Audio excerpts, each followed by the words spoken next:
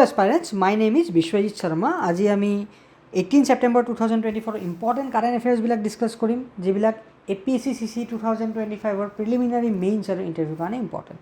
আজিৰ important topics বিলাকৰ ভিতৰত আছে arm force special power act 1958 ইয়াৰ এপ্লিকেশ্যন GS3 ইণ্টাৰনেল ছিকিউৰিটিৰ আণ্ডাৰত আহিব আৰু এই এক্টটোৰ বিষয়ে আমি জনা দৰকাৰ বিশেষকৈ কিহৰ কাৰণে নৰ্থ ইষ্টাৰ্ণ যিবিলাক ষ্টেট আছে ষ্টেটবিলাকত এতিয়াও আমাৰ armed force special power act এতিয়াও ইম্প'জ হৈ আছে স্পেচিয়েলি অসমতো এতিয়াও তিনিচুকীয়া ডিব্ৰুগড় চৰাইদেউ এইখিনি যিখিনি এৰিয়া আছে সেই এৰিয়াখিনি এতিয়াও ডিষ্টাৰ্ব এৰিয়া বুলি ডিক্লেয়াৰেশ্যন দি থৈ দিছে আসাম গভৰ্ণমেণ্টে। তো arm force special power act এতিয়াও ইম্প'জ হৈ আছে অসমৰ ওপৰত নাগালেণ্ডৰ ওপৰত মণিপুৰৰ ওপৰত ইভেন অৰুণাচল প্ৰদেশৰ ওপৰত। তো আমি ইয়াৰ বিষয়ে অলপ জানিবলৈ চেষ্টা কৰিম। নেক্সট আমাৰ important topic sexual violence and death penalty. তো আমি ডেথ পেনাল্টি ইন ইণ্ডিয়াৰ ওপৰত অলপ পঢ়িবলৈ চেষ্টা কৰিম আৰু ইয়াক কানেক্ট কৰিম ছেক্সুৱেল ভায়লেঞ্চৰ লগত। ইয়াৰ application GS1 Indian society, GS2 governance, GS4 ইথিক্সত আছে। কেনেকৈ ডেথ পেনাল্টি থাকিব লাগে নে নালাগে। অলৰেডি ভালেকেইখন দেশ আছে ৱৰ্ল্ডত, মোৰ দেন 100 কাণ্ট্ৰিজ আছে যিয়ে ডেথ পেনাল্টি এবলিছ কৰিছে including Nepal and Bhutan, right. তো থাৰ্ড ইম্পৰ্টেণ্ট আমাৰ টপিক হ'ল ডেম'গ্ৰাফিক ডিভিডেণ্ট। ইয়াৰ এপ্লিকেশ্যন GS3 ইণ্ডিয়ান ইকনমিত আহিব। ডেম'গ্ৰাফিক ডিভিডেণ্ট কি হয় আমি জানিব লাগিব, ইয়াৰ বেনিফিটছ এণ্ড চেলেঞ্জেছবিলাক কি কি আছে। India is a very young country if you know'. তো ইয়াৰ চেলেঞ্জেছবিলাক কি আছে, ইন ফিউচাৰ কি কি চেলেঞ্জ আহিব পাৰে আৰু বৰ্তমান ইয়াৰ বেনিফিট কি আছে, আমাৰ ইকনমি কি কেনেকৈ বেনিফিট কৰিব, আমাৰ ছ'চিয়েলি আমাক কেনেকৈ বেনিফিট কৰিব, আমি এইটো চাব লাগিব। Next important topic India Myanmar relation, ইয়াৰ যিটো এপ্লিকেশ্যন GS2 ইণ্টাৰনেশ্যনেল ৰিলেশ্যনত আহিব। তো আজিৰ টপিকবিলাক আমি এটা এটাকৈ চাবলৈ ষ্টাৰ্ট কৰোঁ। প্ৰথম টপিক হ'ল arm force special power act, very important. তো ৰিচেণ্টলি এটা নিউজ আহিছে, সুপ্ৰিম কোৰ্টে 30জন আৰ্মি পাৰ্চনেলৰ এগেইনষ্টত কেছবিলাক ক্ল'জ কৰি দিছে চাইটিং আস্ফা মানে arm force special power act. তো আৰ্ম ফ'ৰ্চ স্পেচিয়েল পাৱাৰ এক্টে কি দিয়ে, কি বেনিফিট প্ৰভাইড কৰে বা কেনেকুৱা ইমিউনিটি প্ৰভাইড কৰে আৰ্মি পাৰ্চনেলক, আমি এইটো জানিব লাগিব। এই যিটো এক্ট আছে কিয় 1958 বুলি কোৱা হয়, 1958 বুলি এইকাৰণে কোৱা হয়, এই এক্টটো 1958ত এনেক্ট কৰা হৈছিলে, right. By hmm, by the parliament of India, right. তো এই এক্টটোৱে কি কৰে, স্পেচিয়েল পাৱাৰ প্ৰভাইড কৰে, কাক কৰে, আৰ্মি পাৰ্চনেলক, to maintain public order maintain কৰাৰ কাৰণে স্পেচিয়েল ইমিউনিটি প্ৰভাইড কৰে। আৰু পাব্লিক অৰ্ডাৰ ক'ত মেইনটেইন কৰিব, ইন ডিষ্টাৰ্ব এৰিয়া। তো ডিষ্টাৰ্ব এৰিয়া কোনবিলাক, আৰ্ম ফ'ৰ্চ স্পেচিয়েল পাৱাৰ এক্টৰ আণ্ডাৰত আৰ্টিকল 2 ছেকশ্যন 2 আছে।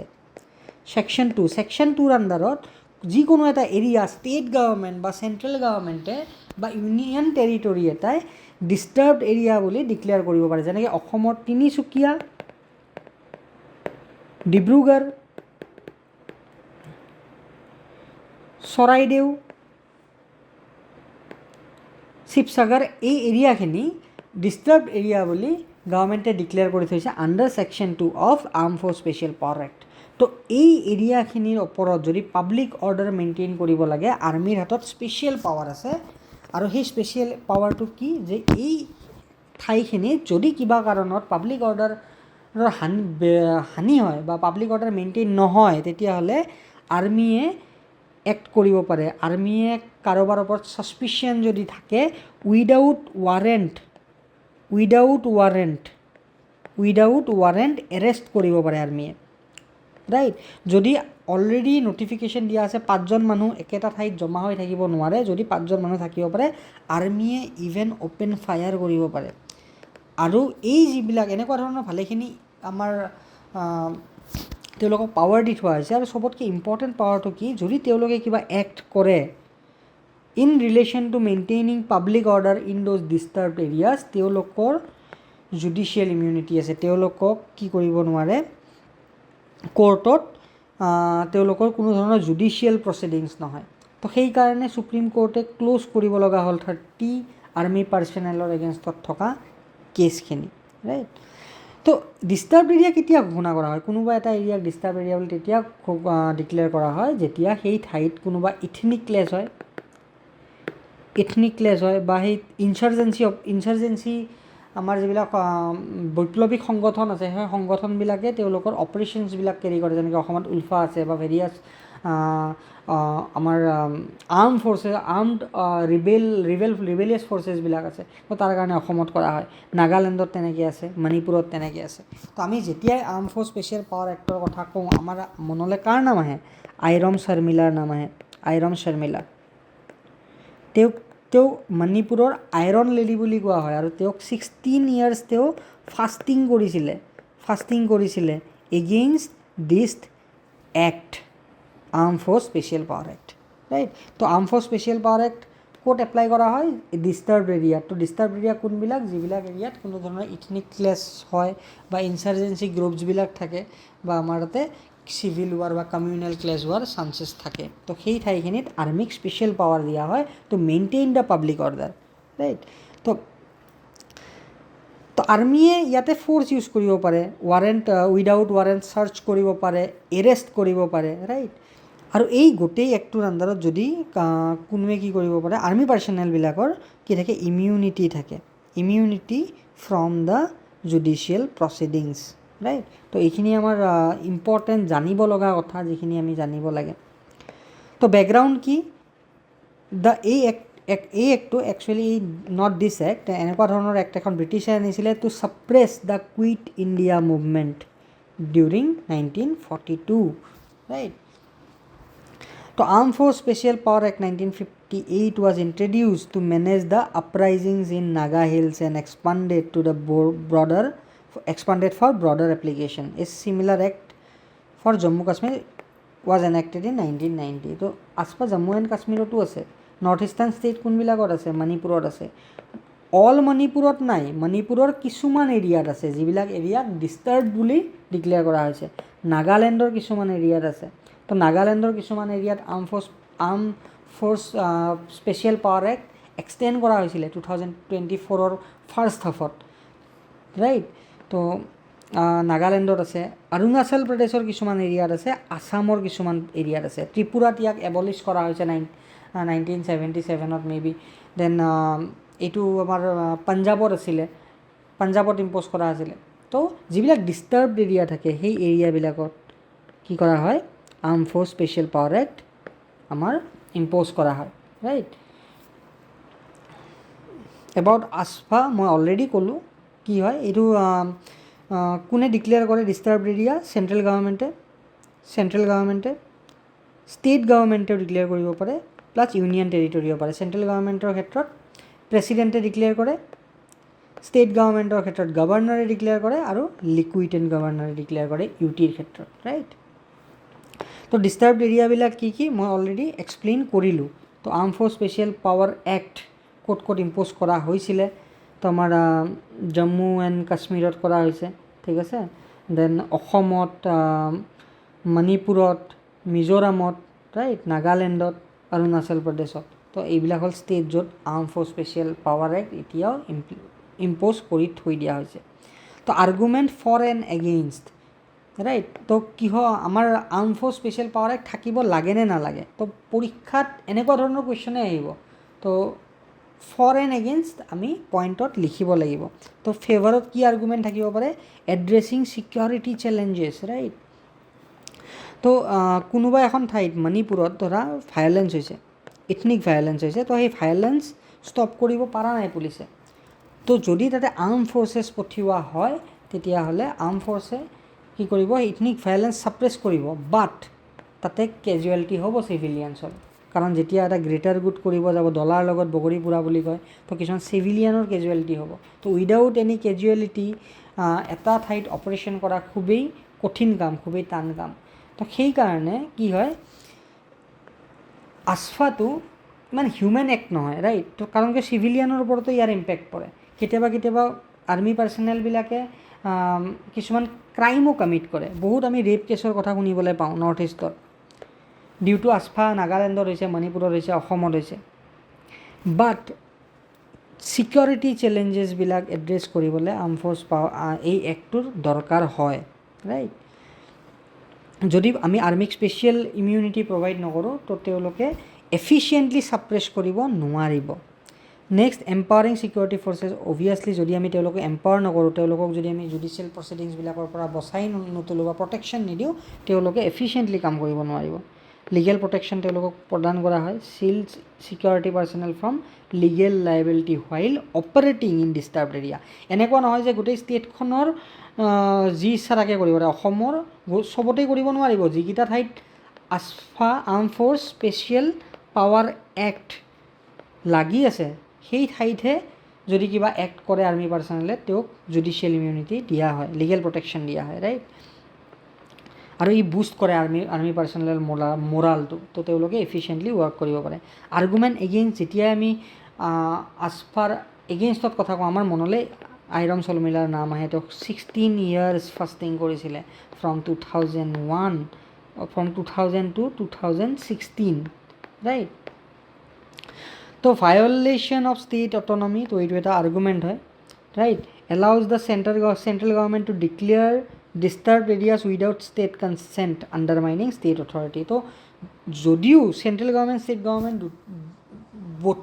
বোথ পাৰ্টিয়ে আমাৰ ডিষ্টাৰ্ব এৰিয়া ডিক্লেয়াৰ কৰিব পাৰে, বাট চেণ্টাৰে কোনো এখন ষ্টেটৰ কোনোবা এটা এৰিয়া ডিষ্টাৰ্ব এৰিয়া বুলি ডিক্লেয়াৰ কৰিব পাৰে, ষ্টেটৰ তাতে চে নাথাকে। যদি চেণ্টাৰে কোনোবা এটা এৰিয়া ডিক্লেয়াৰ কৰা নাই, ষ্টেটে ভাবিছে যে সেই এৰিয়াটো ডিষ্টাৰ্ব এৰিয়া, ষ্টেটে তেতিয়া ডিক্লেয়াৰ কৰিব পাৰে। কিন্তু যদি চেণ্টাৰে ভাবিছে যে এৰিয়াটো ডিষ্টাৰ্ব এৰিয়া, ষ্টেটে ভবা নাই, যদি চেণ্টাৰে ভাবিছে, চেণ্টাৰে নিজে ডিক্লেয়াৰ কৰিব পাৰে। তো it is a violation of state autonomy, right. আমাৰ ফেডাৰেল যিটো ষ্ট্ৰাকচাৰ থাকে, সেই ষ্ট্ৰাকচাৰটোৰ কাৰণে এইটো এটা negative point, right. Use of excessive force, right.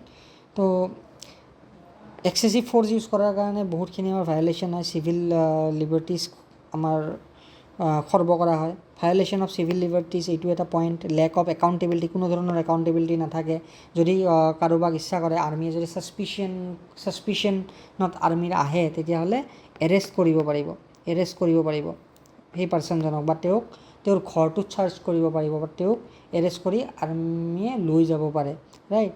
Open fire কৰিব পাৰে, যদি তাতে গেডাৰিং এটা হৈছে, অলৰেডি ন'টিচ দিয়া আছে যে 5জন মানুহে গেডাৰ কৰিব নোৱাৰে, ঠিক আছে। 144 ইম্প'জ কৰা আছে, ষ্টিল তাতে 5জন মানুহ গেডাৰ হৈছে, আৰ্মি অ'পেন ফায়াৰ কৰিব পাৰে। Evidence of abuse, reports like 2013 has commission found widespread misuse of আছফাৰ বহুত মিছ ইউজ হয়, এই পাৱাৰৰ এবিউজ হয়। আৰু সেই স্পেচিয়েলি সেই বস্তুটো আমি নাগালেণ্ডত দেখা পাইছোঁ, আমি মণিপুৰত দেখা পাইছোঁ, বহুত ৰেপ কেছেছ দেখা পোৱা যায়, অসমত আমি দেখা পাইছোঁ। তাৰ কাৰণে আইৰণ শৰ্মিলাই ফাষ্টিং কৰিছিলে, ৰাইট। সুপ্ৰিম কোৰ্টৰ গাইডলাইন্স কি আছে? In 1998 Naga people's movement of human rights versus union of India case, যদি ইয়াৰ ওপৰত কিবা কুৱেশ্যন এনেকুৱা আহে, তো আমি এই কেছটো মেনশ্যন কৰিব পাৰোঁ। Supreme Court upheld the constitutionality of AFSPA. Supreme কোৰ্টে কৈছে it is constitutionally legal to bring such kind of laws বা bring such kind of act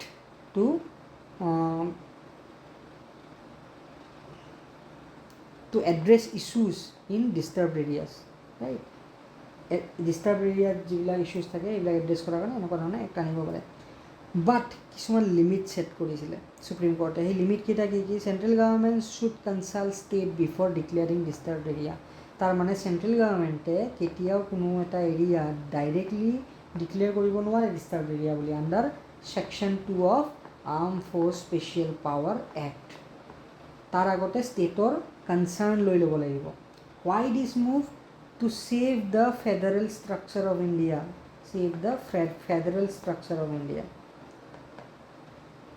Right? Next, declaration must be periodically reviewed. Review কৰি থাকিব লাগিব। এনেকুৱা নহয় যে কোনোবা এটা এৰিয়া ডিষ্টাৰ্ব এৰিয়া বুলি ডিক্লেয়াৰ কৰি দিলোঁ আৰু সেই এৰিয়াটো ডিষ্টাৰ্ব এৰিয়া হৈ থাকিব next for few years. Forces must use minimum necessary force and adhere to guidelines, do's and don'ts. But ইয়াৰে যিটো একাউণ্টেবিলিটি আছে, এই একাউণ্টেবিলিটিটো এবচেণ্ট থাকে ইন মষ্ট কেছেছ, ৰাইট। তো ৱে ফৰৱাৰ্ড তোমালোকে কমিটিবিলাকৰ ৰিকমেণ্ডেশ্যন পঢ়ি ল'বা। জীৱন ৰেড্ডি কমিটি ৰিকমেণ্ডেশ্যন, তো ৰিপিল কৰিবলৈ ৰিকমেণ্ড কৰা হৈছিলে। ছেকেণ্ড, এডমিনিষ্ট্ৰেটিভ ৰিফৰ্ম কমিশ্যনৰ যিটো ৰিকমেণ্ডেশ্যন আছিলে, তাতেও আমাৰ ৰিকমেণ্ড কৰিছিলে arm force special power act repeal কৰিবৰ কাৰণে, বাট ইয়াৰ ইমপ্লিমেণ্টেশ্যন নহ'ল। সন্তোষ হেগড়ে কমিটিয়ে কৈছে যে আপস্পা should be reviewed every 6 months, 6 মাহৰ মূৰে মূৰে ৰিভিউ কৰিব লাগিব, এণ্ড ৰিফৰ্মড টু মেক ইট মোৰ human.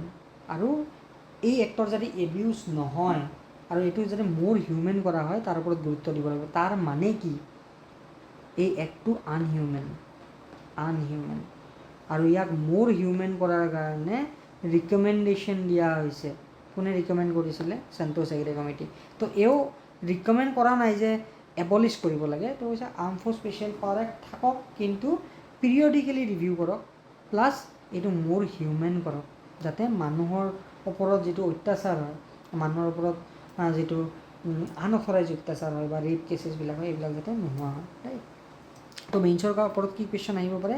Discuss the arguments in favour and against the continuation of ASPA, taking into account its impact on security operation, human rights and governance. So' গোটেইকেইটা aspect আমি cover কৰি কেনে আমি কি কৰিব লাগিব? Argument কৰিব লাগিব in favour and against for the continuation of arm force special power act. Already mention কৰাই আছে এই গোটেই আৰ্টিকেলটোত, তোমালোকে এইটো আনচাৰ কৰিবা, আনচাৰ কৰি কমেণ্টত দিবা, ঠিক আছে।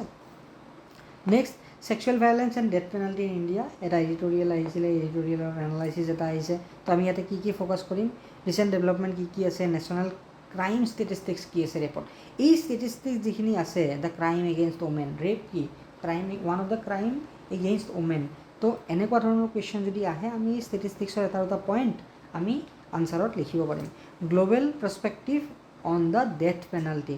ডেথ পেনাল্টিৰ ওপৰত গ্ল'বেল পাৰ্চপেক্টিভ কি আছে? কিছুমান কাণ্ট্ৰি অলৰেডি এবলিছ কৰিছে ডেথ পেনাল্টি, ইণ্ডিয়া এবলিছ কৰা নাই, ৰাইট। তো আমি এবলিছ কৰিব লাগে নালাগে সেই বিষয়ে চাম। Abolition trends worldwide, violence against women and children কি হয়, এণ্ড ডেথ পেনাল্টি, ৰাইট। তো এই পইণ্টকেইটাৰ আমি ফ'কাছ কৰিম। ৰিচেণ্ট ডেভেলপমেণ্ট কি? আমি গম পাওঁ যে MG কাৰ যিখন মেডিকেল কলেজ আছিলে, সেই মেডিকেল কলেজত কলকাতাত ৰিচেণ্টলি ৰেপ হৈছে ৱেষ্ট বেংগলত, ৰাইট। তো ৰেপ হোৱাৰ পিছত এই কেছটো লাইমলাইটত আহিছে, ৰেপ কেছটো। আমাৰ এটা সময়ত আমাৰ হৈছিলে নিৰ্ভয়া হত্যাকাণ্ড, নিৰ্ভয়া ৰেপ কেছ, আৰু তাৰপাছত এতিয়া কলকাতা ৰেপ কেছ হৈছে। তো আমাৰ দেশততো কিছুমান ৰেপ কেছে লাইমলাইটত আহে, মেক্সিমাম কেছত ৰেপ কেছবিলাক লাইমলাইটতে নাহে। আৰু চবতকৈ দুৰ্ভাগ্যজনক কথা হ'ল, আমাৰ দেশৰ ৰেপ কেছ ৰিপৰ্টেই নহয়, মোৰ দেন 50% কেছ ৰিপৰ্টেই নহয়, ৰাইট। আৰু যিখিনি কেছ ৰিপৰ্ট হয়, সেই কেছখিনিও ভিক্টিমটো সাৰি যায় মেক্সিমাম কেছত, ৰাইট। খুব কম মানুহ এনেকুৱা থাকে যাৰ পানিছমেণ্ট হয়, যেনেকৈ নিৰ্ভয়া কেছত হৈছে, ৰাইট। যেতিয়াই নেশ্যনেল লাইমলাইট পায়, তেতিয়াহে এইবিলাক ক্ষেত্ৰত কি হয়, পানিছমেণ্ট পোৱা দেখা যায় ভিক্টিমে। কিন্তু যদি নেশ্যনেল বা ষ্টেটৰ লাইমলাইটত নাহে, পানিছমেণ্ট পোৱা দেখা নাযায়। তো the Aparajita women and child West Bengal Criminal Laws Amendment Bill 2024 passed by the West Bengal government has reignited the death penalty debate, right? So the bill introduced after the brutal rape and murder of a doctor in Kolkata proposes death penalty for death. So এই যিটো Aparajita women and child West Bengal criminal laws amendment bill 2024 আহিছে, এই বিলখনে suggest কৰিছে death penalty award কৰিব লাগে for the culprits of rape, right. যদি তেওঁ প্ৰুভ হৈ যায় যে ৰেপ কৰিছে, তেওঁক ডেথ পেনাল্টি দিব লাগে। কিন্তু ষ্টেট গভৰ্ণমেণ্টে যেতিয়াই বিল এখন এনেকুৱা বিল পাছ কৰে, তো তাৰে নেশ্যনেল ইমপ্লিকেশ্যন থাকে। তো ষ্টেট গভৰ্ণমেণ্টে যেতিয়া পাছ কৰিব, সেইটোৱে কি কৰিব, ষ্টেট গভৰ্ণমেণ্টে বিলখন পাছ কৰিলে গভৰ্ণৰৰ হাতত যায়, গভৰ্ণৰে সেইখন কি কৰে, প্ৰেচিডেণ্টৰ তাতে পঠাই দিয়ে। তো প্ৰেচিডেণ্টৰ এচেণ্ট লাগিব, তেতিয়াহে এই বিলখন পাছ হ'ব, সেই বিলখন এক্ট হ'ব। যদি প্ৰেচিডেণ্টৰ এচেণ্ট নাপায়, তেতিয়াহ'লে এই বিলখন এক্ট নহয়। আৰু প্ৰেচিডেণ্টে সেই বিলখন ৰিজেক্টো কৰিব পাৰে, প্ৰেচিডেণ্ট কেন ৰিজেক্ট।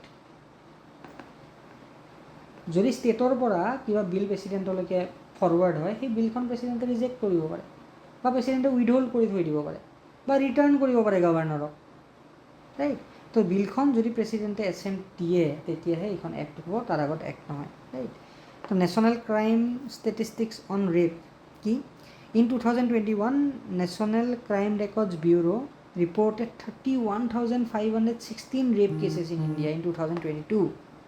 এই ৰেপ কেছেছবিলাক ৰিপৰ্ট কৰা হৈছে, আনৰিপৰ্টেড ৰেপ কেছ ইণ্ডিয়াত বহুত আছে, ৰাইট? তো কোনবিলাক ষ্টেটত চবতকৈ ৰেপ কেছ বেছি হয়? ৰাজস্থান, উত্তৰ প্ৰদেশ এণ্ড মধ্যপ্ৰদেশ। আমি দেখা পাইছোঁ মেইনলি আমাৰ যিটো হিন্দী বেল্ট আছে তাত ৰেপ কেছ বেছি হোৱা দেখা গৈছে। There were also' 248 cases of murder link to rape and gang rape. তো ৰেপ আৰু গেং ৰেপ কৰি মানুহ মাৰি পেলায়। তো এনেকুৱা 248 কেছেছ আছে which are brutal, right? It's are brutal. তো global perspective on death penalty দিব লাগে নে নাই? যদি কোনোবাই কিবা ক্ৰাইম কৰিছে তো ডেথ পেনাল্টি এজন ডিজাৰ্ভ কৰে নে নাই?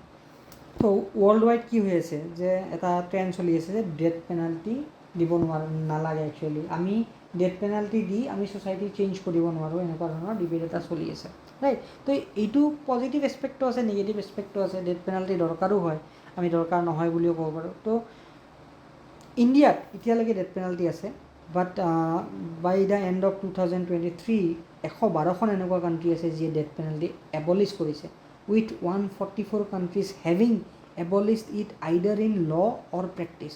কোনোবাই ডেথ পেনাল্টি লয়ে এবলিছ কৰিছে, কোনোবাই প্ৰেক্টিছ এবলিছ কৰিছে। 144 কাণ্ট্ৰিজ আছে। হাউএভাৰ 55 কাণ্ট্ৰিজ এনেকুৱা এতিয়াও আছে যে ডেথ পেনাল্টি এবলিছ কৰা নাই, ইনক্লুডিং ইণ্ডিয়া, ৰাইট? যদি আমি সাউথ এছিয়াৰ কথা চাব যাওঁ, সাউথ এছিয়াত ভূটান আৰু নেপালে এবলিছ কৰিছে death penalty for all crimes. যদি কোনোবাই ৰেপো কৰে তেতিয়াহ'লেও তোক ডেথ পেনাল্টি দিয়া নহয়। তো এটা আৰ্গুমেণ্ট আছে, যদি গডে মানুহ ক্ৰিয়েট কৰিছে তেতিয়াহ'লে we have no' right to take his life, আৰু বা তেওঁৰ জীৱন লৈ কোনো ধৰণৰ ছ'চাইটি চেঞ্জ নহয়, তেওঁলোকৰ যিটো আৰ্গুমেণ্ট আছে, right? Maldives, Sri Lanka have done so' in practice. Maldives আৰু শ্ৰীলংকাই ডেথ পেনাল্টি ইন প্ৰেক্টিছ নিদিয়ে, বাট তেওঁলোকৰ ল' আছে এতিয়াও ডেথ পেনাল্টিৰ। কিন্তু ইণ্ডিয়া, বাংলাদেশ, আফগানিস্তান এণ্ড পাকিস্তানত ডেথ পেনাল্টি এতিয়াও আছে। তো ডেথ পেনাল্টি থাকিব লাগে নে নালাগে, তো তাৰ ওপৰত এটা ডিবেট আছে। তো তাৰ ওপৰত কুৱেশ্যন আহিব পাৰে, ইথিক্সত কুৱেশ্যন আহিব পাৰে ডেথ পেনাল্টিৰ ওপৰত। ডেথ পেনাল্টি এবলিছ কৰিব লাগে নালাগে, ইথিক্সতো আহিব পাৰে, এছেতো আহিব পাৰে, ৰাইট? তোমালোকে ইয়াৰ ওপৰত পইণ্ট কিছুমান নোট ডাউন কৰি থ'বা। ইণ্ডিয়াজ ডেথ ৰ' পপুলেশ্যন। তো ইণ্ডিয়াত কিমান আমাৰ ডেথ পেনাল্টি দিয়া হৈছে সেই গোটেই ডেটাখিনি ইয়াতে আছে, তোমালোকে এবাৰ চাই ল'বা, right? India has increasingly adopts a deterrence based approach to sexual violence, particularly in cases involving murder. যিবিলাক ৰেপ কেছত লগত মাৰ্ডাৰ এছ'চিয়েট হৈ থাকে, গভৰ্ণমেণ্টে তাৰ কাৰণে ভেৰিয়াছ ষ্টেপছ লৈছে। In 2023 many session courts awarded death penalty for sexual violence and murder driven by public outrage and call for severe punishment. তো বহুতকেইটা ছেশ্যন কোৰ্টে অলৰেডি ডেথ পেনাল্টি 2023 দিছে যিবিলাক ৰেপ কেছৰ লগত মাৰ্ডাৰ কানেক্টেড হৈ আছে, ৰাইট? তো এই পইণ্টবিলাক তোমালোকে চাবা। Cultural context and public reaction. Justice Verma committee and death penalty. Justice Verma কমিটিৰ ৰিপৰ্টটো এবাৰ চালে হ'ল। তো এইটো মেনশ্যন কৰিব পৰা যাব যদি এনেকুৱা ডিবেট থাকে ডেথ পেনাল্টি দিব লাগে নে নালাগে। Justice Verma committee argued that death penalty does not deter crimes like rape, right? তো জাষ্টিছ বাৰ্মা কমিটিয়ে কৈছে ৰেপৰ নিচিনা যিবিলাক ক্ৰাইম আছে এইবিলাক ডেথ পেনাল্টি ডিটাৰ নকৰে, এইবিলাক স্পণ্টেনিয়াছ হয়, ৰাইট? However union cabinet rejected this recommendation. তো জাষ্টিছ বাৰ্মা কমিটিৰ ৰিকমেণ্ডেশ্যন ইউনিয়ন কেবিনেটে ৰিজেক্ট কৰিছে, আৰু deterrence argument continues to shape legal policies. তো আমাৰ ইয়াতে যদি ৰেপ কেছ এনেকুৱা আহে যাৰ লগত মাৰ্ডাৰ জড়িত হৈ থাকে তাতে এতিয়াও ডেথ পেনাল্টি দিয়া হয়। অলৰেডি বহুতকেইটা ছেশ্যন কোৰ্টে দিছে, ৰাইট? তো যিটো আমাৰ ডেথ পেনাল্টি আছে তাৰ ওপৰত ৰিথিংকিঙৰ কাৰণে বহুতবিলাক আৰ্গুমেণ্ট আহে। ষ্ট্ৰাকচাৰেল ইনইকুৱেলিটিছ এড্ৰেছ কৰাৰ কাৰণে আমাৰ বহুতখিনি আৰ্গুমেণ্ট আহে। এই আৰ্গুমেণ্টখিনি তোমালোকে পঢ়ি ল'বা, মেইনছৰ কাৰণে পইণ্ট বনোৱাত ইম্পৰ্টেণ্ট হ'ব, right? Procedural reforms and public awareness. তো victim centre reforms. India must prioritise victim centre reforms, moving away from patriarchal views of family honour and focusing on survivors autonomy and need. আমাৰ mainly ইয়াতে কি হয়, আমাৰ rap ভিক্টিমছবিলাক report কৰাই নহয়। এই ৰিপৰ্টিংছবিলাক কিহৰ কাৰণে নহয়, আমাৰ যে পেট্ৰিয়াৰ্কেল ছ'চাইটি তাৰ কাৰণে নহয়। তো আমি এইবিলাক ৰিপৰ্ট কৰিব লাগিব। তো প্ৰগ্ৰেম যিবিলাক আহে আমাৰ কি আহে, বেটি পঢ়াও বেটি বচাও। তো বেটিক বচোৱাৰ কথা কৈ আছে। তো ঠিক আছে, কিন্তু বেটা পঢ়াও বেটি বচাও, তো এই বস্তুবিলাক আমাৰ যিবিলাক শ্লোগান থাকে এই শ্লোগানবিলাকো ক'ৰবাত নহয় ক'ৰবাত আমি চেঞ্জ কৰিব লাগে। যেতিয়া বেটি পঢ়াও বুলি কয় ঠিকে আছে, বেটি বচাও বুলি কয়, তাৰ মানে দেৰ ইজ এ থ্ৰেট, ৰাইট। তো আমি এনেকৈও ক'ব পাৰোঁ যে বেটেকো পঢ়াও, ঠিক আছে, আৰু समझाओ ताकि वो लोग रेप मत करे। और रेप হোৱাৰ আৰু এটা মেইন কাৰণ কি থাকে, আমাৰ যিবিলাক এডাল্ট মুভি আছে সেই মুভিবিলাকেও ইনফ্লুৱেঞ্চ কৰে মানুহক, বহুত ল'ৰা ছোৱালীক, মেলিনিয়েলছবিলাকক ৰেপ কৰাৰ ক্ষেত্ৰত, right. Evidence based policy making, তো এইবিলাক হ'ল আমাৰ ৱে ফৰৱাৰ্ডত তোমালোকে লিখিব পাৰিবা। Public and judicial awareness, public awareness campaign must debunk the myth that death penalty reduces violence against women and children. তো পঢ়ি ল'বা এবাৰ, কনক্লুজন চাই ল'বা পইণ্টবিলাক, কনক্লুজনত লিখিব পাৰিবা। তো মেইনছৰ কাৰণে প্ৰেক্টিছ কুৱেশ্যন কি হ'ব পাৰে, critically examine the effectiveness of death penalty as a deterrent to crime of sexual violence in India. তো ইয়াতে জাষ্টিছ বাৰ্মা কমিটিৰ তোমালোকে ৰিপৰ্টটো মেনশ্যন কৰিব পাৰিবা, ৰাইট।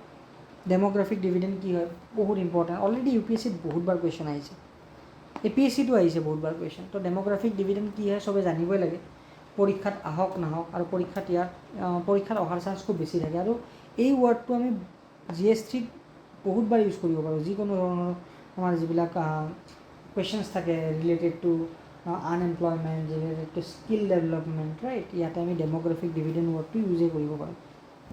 কি ফ'কাছ কি দিম, আণ্ডাৰষ্টেণ্ডিং দ্য ডেম'গ্ৰাফিক ডিভিডেণ্ড কি হয়, UNDPৰ এটা ধুনীয়া এটা ডেফিনেশ্যন আছে, সেই ডেফিনেশ্যনটো ডাইৰেক্ট মুখস্থ কৰিব লাগে, ৰাইট। কি এৰিয়াছ অফ ডেম'গ্ৰাফিক ডিভিডেণ্ড, ইণ্ডিয়াৰ ডেম'গ্ৰাফিক ডিভিডেণ্ডৰ বৰ্তমানৰ ষ্টেটাছটো কি, ৰাইট। ডেম'গ্ৰাফিক ডিভিডেণ্ডৰ আমি যিবিলাক বেনিফিট আছে সেই বেনিফিটবিলাক ৰিপ কৰিবলৈ গভৰ্ণমেণ্টে কি ষ্টেপছ ল'ব লাগিব, চেলেঞ্জেছ আৰু ৰিস্ক কি আছে, with an way forward, right. তো ডেম'গ্ৰাফিক ডিভিডেণ্ড কি হয়, demographic dividend refers to the economic growth potential resulting from a shift in a population age structure where the working age population 15 over 64 years outnumbers the non-working population. This shift often driven by the declining fertility and mortality rates. So demographic dividend ki jodi amar dekhot working age population jodi besi non-working population er khetrot tetia hole economic growth or potential to khub bari jay, right. তো সেইটোকে আমাৰ demographic dividend বুলি কোৱা হয়, right. তো কি areas of demographic dividend কি হয়, ছেভিংছ, এটা পৰিয়ালত 5জন মানুহ আছে, তাতে 4জন মানুহে ইনকাম কৰে, এজন মানুহ বয়সীয়াল মানুহ, হি ইজ ডিপেণ্ডেণ্ট অন দিছ 4 পিপল। তো ইট ইজ গুড। তো এই 4জন মানুহে ইনকাম কৰিছে, খোৱা মানুহ 5জন, তো তেওঁলোকৰ ছেভিংছ কি হ'ব, বেছি হ'ব।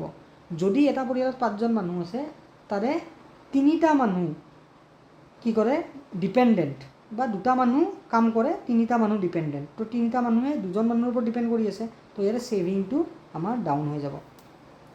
লেবাৰ ছাপ্লাই বেছি হ'ব, কাম কৰা মানুহৰ সংখ্যা যেতিয়া বেছি হ'ব, লেবাৰ ছাপ্লাই বাঢ়ি যাব। লেবাৰ ছাপ্লাই বাঢ়ি গ'লে আমাৰ ইকনমিক গ্ৰ'থত ই হেল্প কৰিব, provided this labours are skilled labours, right. Human capital বঢ়াব, হিউমেন কেপিটেল বঢ়োৱাৰ কাৰণে আমি কি কৰিব লাগিব, আমি ৰিচাৰ্চ এণ্ড ডেভেলপমেণ্টত আমি বেছি খৰচ কৰিব লাগিব, ৰাইট।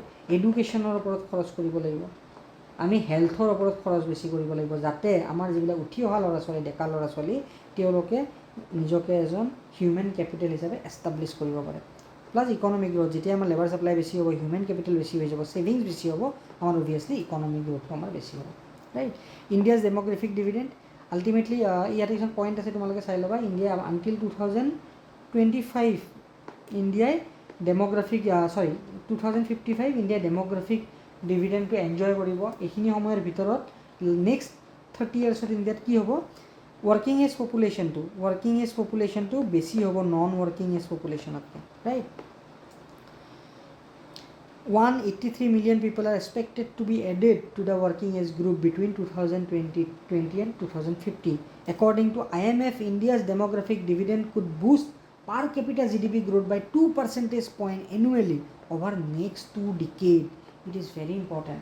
যদি আমাৰ নেক্সট 2 ডিকেড আমাৰ ইকনমিক যদি গ্ৰোথ আমাৰ নেক্সট ডিকেডত যদি আমাৰ পাৰ ইয়াৰ 2%কে গ্ৰোথ হয় নেক্সট 2 ডিকেডছত তেতিয়াহ'লে আমাৰ ইকনমি বহুত ডাঙৰ হৈ যাব আমাৰ $3 trillion ইকনমি $9 trillion হ'ব নেক্সট 10 ইয়াৰ্ছত যদি আমি এই 2% গ্ৰোথটো মেইনটেইন কৰিব পাৰোঁ এণ্ড বাই 40 trillion বাই 2047 বাট তাৰপিছত আমাৰ ইছ্যু আহি যাব ইছ্যু কি আহিব যেতিয়া ডেমোগ্ৰাফিক ডিভিডেণ্ড আমাৰ শেষ হ'ব আমাৰ কি হ'ব ৱৰ্কিং পপুলেশ্যনৰ সংখ্যা কমি যাব নন ৱৰ্কিং পপুলেশ্যনৰ সংখ্যা বাঢ়ি যাব কাৰণ আমাৰ দেশত কি হ'ব ফাৰ্টিলিটি ৰেট ডাউন হৈ আছে ৰাইট তো সেইবিলাক হ'ল চেলেঞ্জেছ তো আমাৰ ডেমোগ্ৰাফিক ডিভিডেণ্ড যিটো আমাৰ ইউথ আছে বৰ্তমান সেই ইউথখিনি আমি যদি জুডিচিয়াছলি ইউজ কৰিব লাগে ফৰ আৱাৰ ইকনমিক গ্ৰোথ গভৰ্ণমেণ্টে কি কৰিব লাগিব হেল্থ আৰু এডুকেশ্যনত ইনভেষ্ট কৰিব লাগিব যিটো মই অলৰেডি ক'লোঁ ৰাইট আৰু আমাৰ কাৰেণ্ট ইকনমিক চিনাৰি আমাৰ যিটো ইকনমিক চিনাৰি সেইটোতো গ্ৰোথ হ'ব কেতিয়া কাৰণ ছেভিংছ বাঢ়ি যাব যদি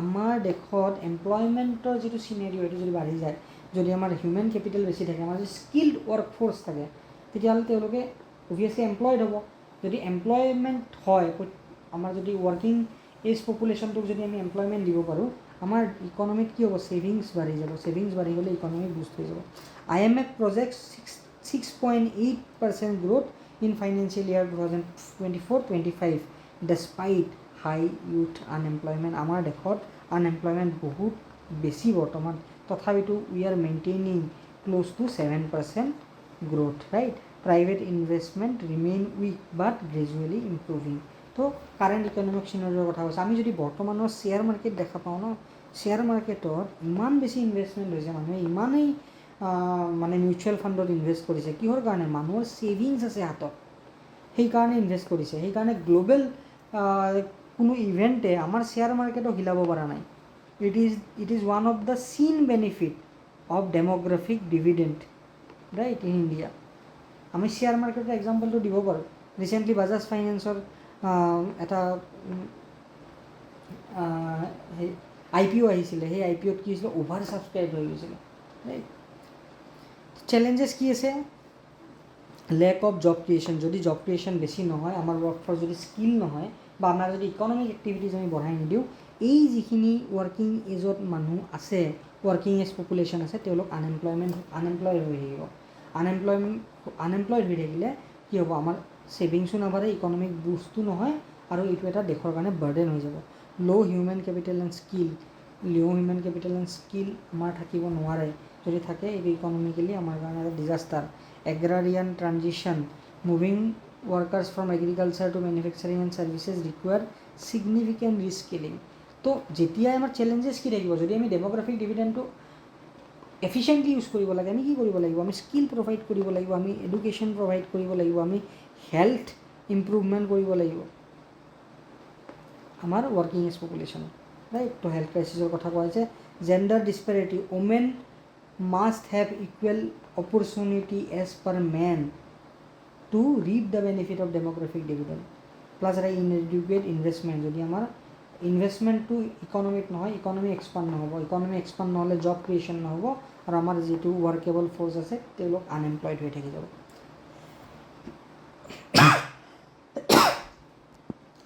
গভৰ্ণমেণ্ট ইনিচিয়েটিভ কি লৈছে স্কিল ইণ্ডিয়া মিছন আমি জানো national education policy for educational development Atal innovation mission for R&D right so establishes Atal tinkering labs to foster problem solving skill তো গভৰ্ণমেণ্টে এনেকুৱা ধৰণৰ স্কিম লৈ আহিছে যিবিলাকে ইউথবিলাকক আমাৰ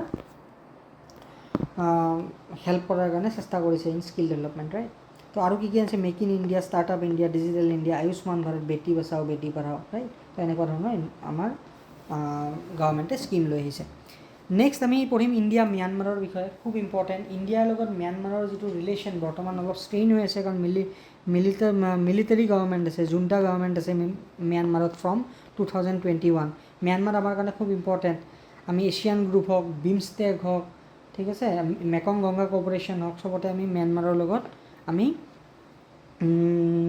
কোঅপাৰেট কৰিব লগা হয় কোঅপাৰেট কৰোঁ আমি প্লাছ ম্যানমাৰৰ লগত আমাৰ কিছুমান ইছ্যু আছে আমাৰ যিবিলাক নৰ্থ ইষ্টৰ ইনচাৰ্জেঞ্চি গ্ৰুপছ আছে সেই ইনচাৰ্জেঞ্চি গ্ৰুপছবিলাকৰ কেম্পবিলাক ম্যানমাৰৰ আছে প্লাছ ড্ৰাগ ট্ৰেফিকিং ম্যানমাৰৰ পৰা বহুত বেছি হয় যিটো খুব ডাঙৰ ইছ্যু এটা প্লাছ চাইনাৰ যিটো ইনফ্লুৱেঞ্চ ম্যানমাৰত বহুত বেছি ৰাইট ইণ্ডিয়াতকৈ বৰ্তমান চাইনাৰ ইনফ্লুৱেঞ্চ বেছি ম্যানমাৰত প্লাছ অলৰেডি ডেম'ক্ৰেটিক গভৰ্ণমেণ্ট ম্যানমাৰত নাই। তো বহুতকেইটা চেলেঞ্জেছ আছে। প্লাছ ম্যানমাৰ ইণ্ডিয়াৰ কাৰণে কিয় ইম্পৰ্টেণ্ট, ম্যানমাৰৰ লগত যেতিয়া ইণ্ডিয়াৰ কিবা এগ্ৰিমেণ্ট হয় সেই এগ্ৰিমেণ্টটো মষ্টলি এনাৰ্জি আৰু ইনফ্ৰাষ্ট্ৰাকচাৰ ৰিলেটেড হয়। কিহৰ কাৰণে? আমাৰ ONGC বিদেশ লিমিটেডে তাতে গৈ অইল এক্সপ্লৰেশ্যন কৰে, ঠিক আছে। প্লাছ ইনফ্ৰাষ্ট্ৰাকচাৰৰ ক্ষেত্ৰত আমি বহুত ইণ্ডিয়া ম্যানমাৰ ফ্ৰেণ্ডশ্বিপ ৰোড বনাইছোঁ, that will connect India Thailand, right.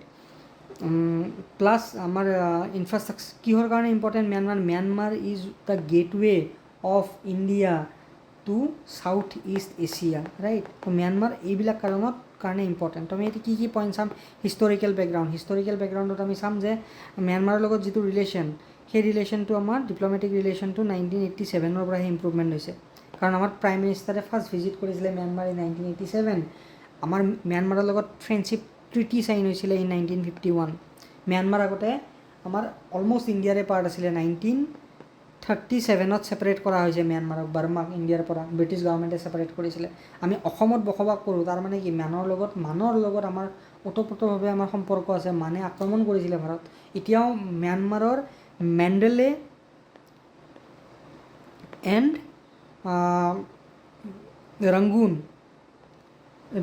ৰাংগুনত এতিয়াও ইণ্ডিয়ানছ বহুত আছে। ইণ্ডিয়ান ডায়াস্পৰা ম্যানমাৰত বহুত আছে। আমাৰ বৰ্ডাৰ ট্ৰেড হয় ম্যানমাৰৰ লগত, ৰাইট। আমাৰ ইথনিক টাইজ আছে। তো ম্যানমাৰ আমাৰ কাৰণে বহুত ইম্পৰ্টেণ্ট।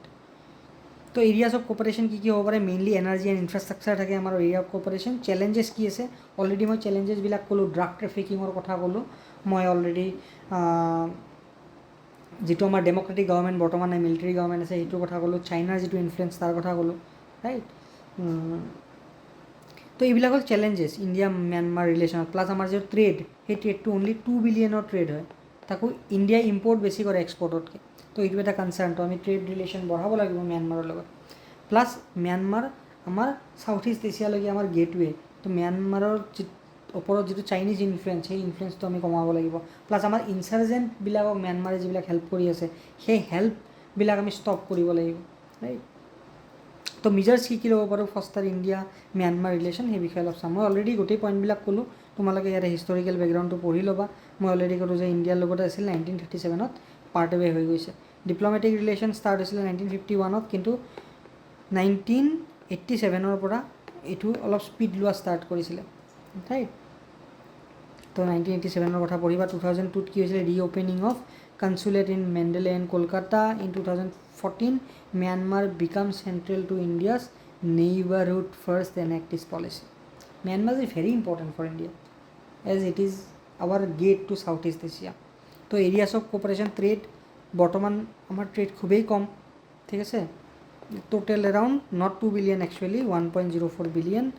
আৰু ইয়াতে আমি ইম্পৰ্ট বেছি কৰোঁ এক্সপৰ্ট কৰাতকৈ। কানেক্টিভিটি ইনফ্ৰাষ্ট্ৰাকচাৰত আমাৰ এৰিয়া অফ কোপাৰেশ্যন আছে। আমি অলৰেডি টামু কালেমাও হাইৱে বনাই আছোঁ, যিটোক আমি ইণ্ডিয়া ম্যানমাৰ ফ্ৰেণ্ডশ্বিপ হাইৱে বুলি কওঁ, ৰাইট। তো আমি এছিয়ান ট্ৰাইলেটাৰেল হাইৱে বনাই আছোঁ ম্যানমাৰ, থাইলেণ্ড আৰু ইণ্ডিয়াৰ মাজত, ৰাইট। ডিফেন্স কোঅপাৰেশ্যন আমি জইণ্ট এক্সাৰচাইজ কৰোঁ। জইণ্ট এক্সাৰচাইজৰ নাম হ'ল এমবেক। এইটো আমাৰ প্ৰিলিমছত আহিব পাৰে। প্ৰায় আমি তেওঁলোকক লোন প্ৰভাইড কৰি আছোঁ। মাল্টিলেটাৰেল পাৰ্টনাৰশ্বিপবিলাক আমাৰ বিমষ্টেকত, এছিয়ান গ্ৰুপত, মেকং গংগা কোঅপাৰেশ্যনত, ৰাইট, এইবিলাকত আমাৰ আছে। চেলেঞ্জেছ মই অলৰেডি ক'লোঁ, military junta coup, weak trade relation, Rohingya crisis, এইটো এটা খুব ইম্পৰ্টেণ্ট পইণ্ট।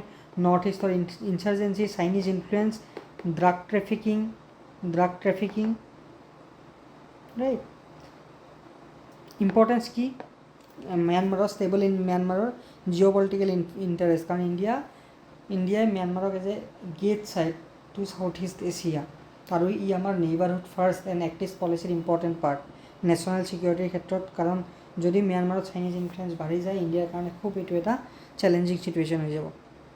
আৰু ষ্ট্ৰেটেজিক লোকেশ্যন, ম্যানমাৰে এটা ষ্ট্ৰেটেজিক লোকেশ্যনত ম্যানমাৰ আছে, বে অফ বেংগলৰ কাষতেই।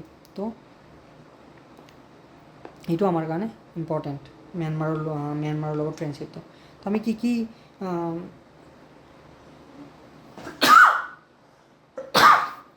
তো মেজাৰ্ছ কি ল'ব পাৰোঁ, ৰোহিংগীয়া ইছ্যু, কালচাৰেল ডিপ্ল'মেচি আমি অলৰেডি কৰোঁ। কালচাৰেল ডিপ্ল'মেচি আমাৰ লগত খুব ধুনীয়া টাইজ আছে ম্যানমাৰৰ, ইথনিক টাইজ আছে, ৰাইট।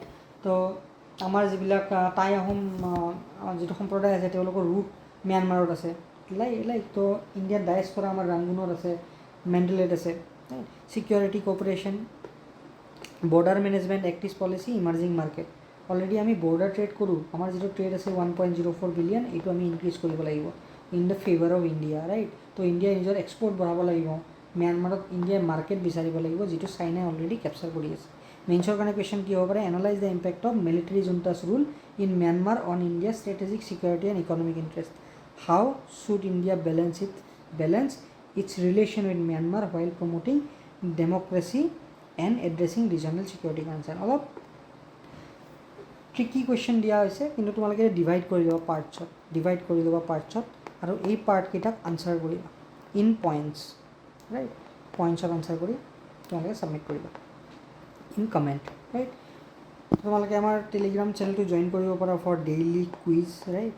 আমাৰ ইনষ্টাগ্ৰাম চেনেলটো ফৰ ডেইলি আপডেটছ তোমালোকে জইন কৰিব পাৰা, আৰু আমাৰ এপটো ডাউনলোড কৰিব পাৰা। তো আজিৰ কাৰণে এইখিনিয়ে, থেংক ইউ ভেৰি মাছ।